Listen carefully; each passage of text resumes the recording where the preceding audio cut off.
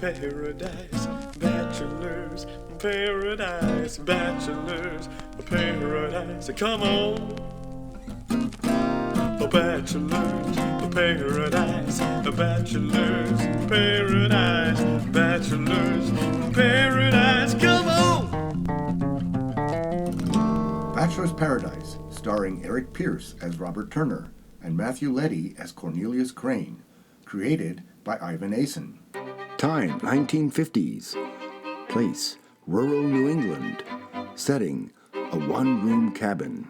Think Henry David Thoreau.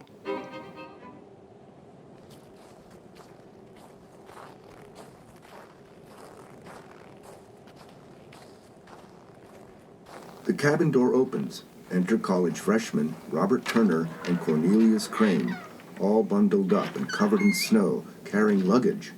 You can see their breath. Robert is distraught by his new accommodations. A 10 feet by 15 feet 19th century cabin with a small cot, a tiny desk, and an uncomfortable wooden chair. In the back is a fireplace.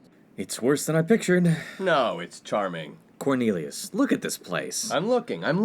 And what do you see, Cornelius? I see a very charming home. It's a shack. A cabin, Robert. It's a cabin. Many of our founding fathers and greatest presidents were born and grew up in places just like this. Lincoln was one lucky bastard, wasn't he? This is New England, not Kentucky, Cornelius. So, one place is as good as the next. As long as you're living in the United States of America, you can be anything you want to be.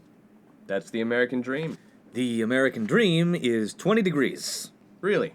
Felt like 31. Well, I should be on my way. On your way? Yes, on my way, as in on my way out. Where are you going? Robert, I have a date tonight. You have a date? With Darlene? No, Darlene and I are no longer an item. When did this happen? Right before we left to come here. Well, when did you arrange your date? Last night. Last night you were still going steady with Darlene. That's correct. So you asked a girl out to go on a date tonight even though you were still going steady with Darlene?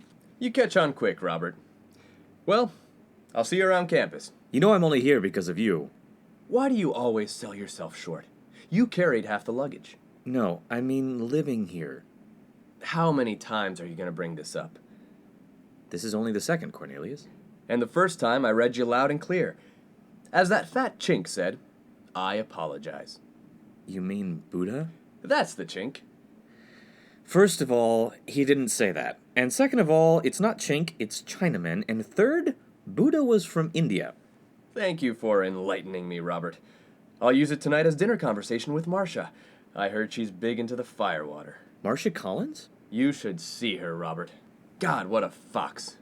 She might be the one. You said Darlene was the one. I have lots of ties in my book, and also hanging from my doorknob. As I was saying, I'll see you around campus. You never really apologized. I just did. The Chinaman way. I know, I forgot to bow. Cornelius bows repeatedly until he's in pain. Ah, that hurt my back. No wonder those people invented acupuncture. I'm living in the woods, miles from campus, because I pretended that Darlene was with me in our dorm room, not with you. I took the blame. I'm grateful, Robert. And you know I would have taken full responsibility for it if I had a higher GPA. But the dean would have never expelled you. You have a solid 4.0. Me, I have an unpretentious 2.0. I'm expendable. You could be the next Lincoln. Just avoid the Cineplex. Thanks for the advice. Have a nice day tonight. I'll bring you back a fortune cookie. Maybe it won't be that bad. This is a charming cabin. Very inspirational. I could write a novel about my experiences here. Even poems. That's the spirit, Robert. Poems about being alone and making it through harsh winters and having one friend who's a real... Cornelius rushes back inside and barricades the door with the uncomfortable wooden chair. What's the matter? There is an enormous bear outside. A bear? Yes, an enormous bear. Where's the telephone? There isn't a telephone. No telephone? What kind of cabin is this? A charming one. Charming? No, Robert. This is just a shack. How about a radio? Why would this place have a radio? Why not? Shacks can have radios too, you know? Is a radio that important right now? What could you do with a radio anyway? If it was a regular radio, I could throw it at the bear. If it was a ham radio, maybe he'd eat it and leave us alone. Why would you throw a radio at a bear? To kill it, Robert. We have to kill the bear before it mauls me. You must have some arm. You know, I don't like being a braggart, but I was the star pitcher of my baseball team. My spitballs were legendary. Maybe there are other objects you can throw. What do you suggest? A Samsonite suitcase? I was being facetious. I don't have time for facetiousness, man. I have a date with Marcia. I'm sick of hearing about Marcia. I wonder if her undergarments are white or off-white. I bet they're off-white. You know she's from the Bay Area. Of course I know that, you fool. She was my steady. Robert, I had no idea. Why didn't you tell me that Marcia was your steady? What do you mean? You've seen us together on plenty of occasions. I introduced you to. I thought you were tutoring her. You do have a solid 4.0 GPA. We went steady, all right? She was also my first and only girlfriend. That's a tough break. I had my heart broken once. Who was she? Her name was Babs Caulfield. She was my 9th grade math teacher. But it was never meant to be. You tried going out with your 9th grade math teacher? Robert, you should have seen how buxom she was. But the age difference was just too much math. And she was married. Do you have any shame? No. Jesus Christ, what was that? Sounded like a Winchester rifle. How do you know what a Winchester rifle sounds like? Gunsmoke. Standing there with a Winchester rifle in her hand is Miss Jenkins, in her 30s and attractive. Who are you? Ms. Jenkins, I'm your landlady. Hello, I'm Cornelius Crane, the 16th. And may I say, Miss Jenkins, on behalf of both of us, thank you for saving our lives. Cornelius kisses Miss Jenkins' hand. Why, these are very nice gloves, Miss Jenkins. Rabbit skin? Elk. Ah, nothing but the finest. Hello, Miss Jenkins. I'm Robert Turner, your new tenant. It's nice to meet you, Mr. Turner. I wanted to stop by and see how you were doing in your new lodgings. We only arrived a few minutes ago. Cornelius was actually just on his way out. Robert, your imagination is running wild again. Must be the weather.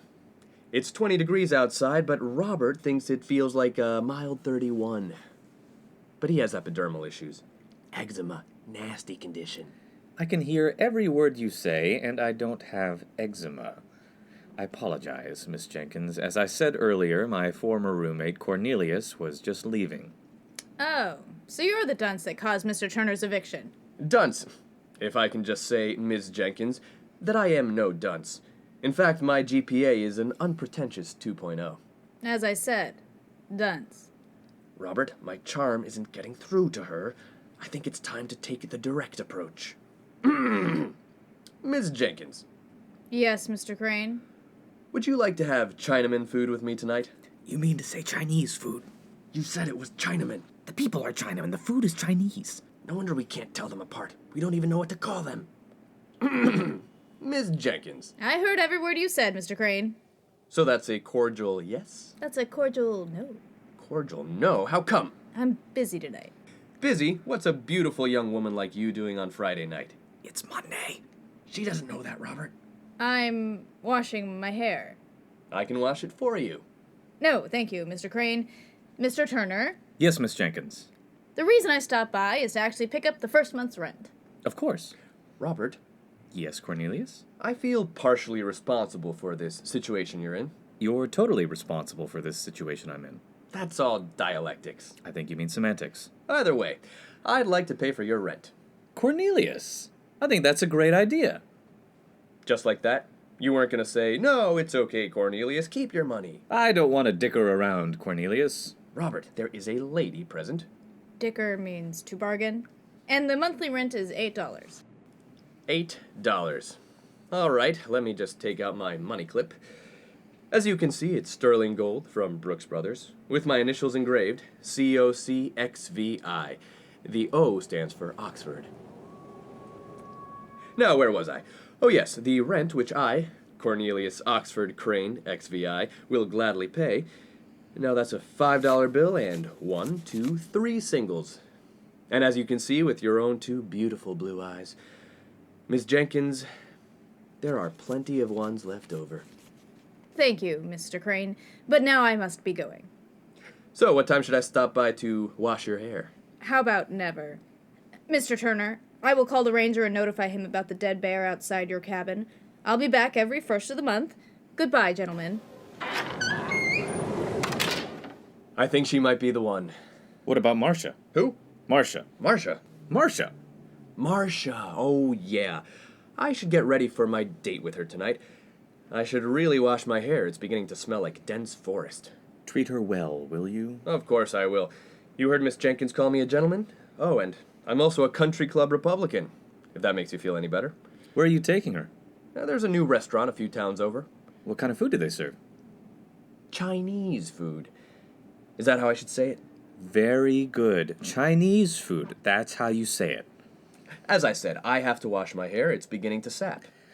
Well, I guess this is goodbye then. Yes, this is goodbye. You'll visit, won't you? Of course I'll visit, Robert. Every first of the month. All alone. I can get used to this. Henry David Thoreau did it. I can too. You know, Robert, Yes, Cornelius? there's an enormous dead bear outside your cabin. The ranger will take care of it, Cornelius. Robert, Yes? I'm sorry that I got you kicked out of the dorms. Water under the bridge. Just one more thing. Why did you and Marcia break up? I don't believe in sexual intercourse before marriage. She does. Yes, I have a feeling she may be the one. A bachelor's paradise, a bachelor's paradise, bachelor's paradise, come on! Written, directed, and produced by Ivan Asen Guest starring Rachel Amanda Bryant. as Miss Jenkins, and narrated by me, George Letty. Tonight's episode was sponsored by Nelson's Bear Spray. Keep away the fuzz. This has been a Letty Set Go production.